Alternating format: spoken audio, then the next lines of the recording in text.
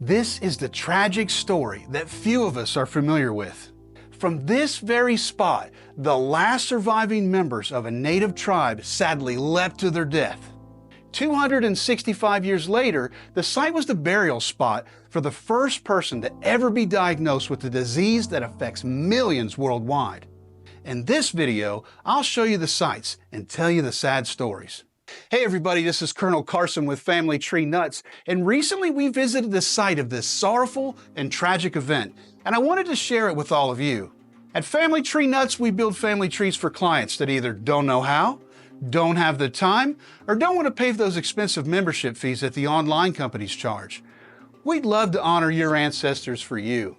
We also make history videos all over the United States and a few countries, and we even have a playlist of videos about Caribbean history. So if you like videos like these, be sure to subscribe to our channel and give us a thumbs up if you like this video. Now back to the story. The first attempt to settle the island of Grenada was made by the British in 1609, but the native Carib Indians attacked them relentlessly and the settlement was abandoned.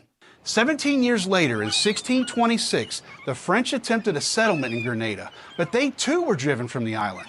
Quarter of a century later, the French again attempted settlement when they purchased land from the Caribs with knives, beads, and 2 bottles of brandy.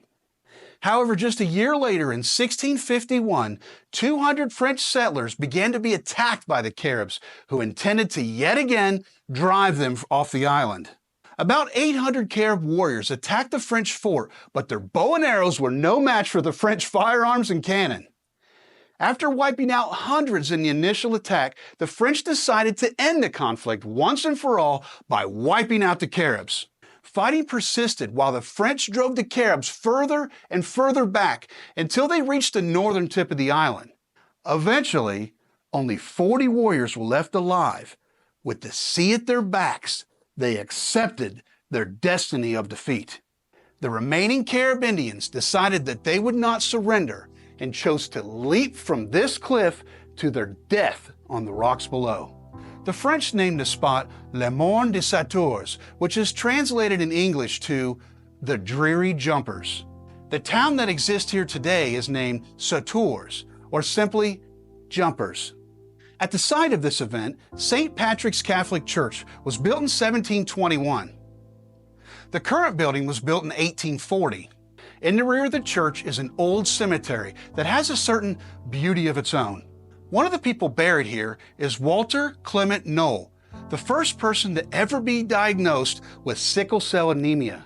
Knoll was a Grenadian native who, while attending dental school in the United States, had chronic health problems. His blood was examined, and it was discovered that his cells were elongated, sickle-shaped.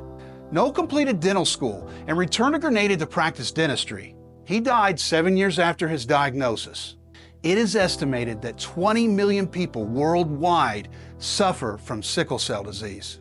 So, now we know the story of this sad location that most people have never heard of. What do you think?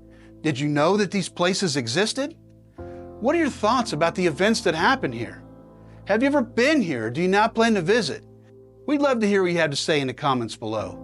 Also, be sure to see our other 2 videos from Grenada and our Caribbean history playlist. We are proud to share this history with all of you.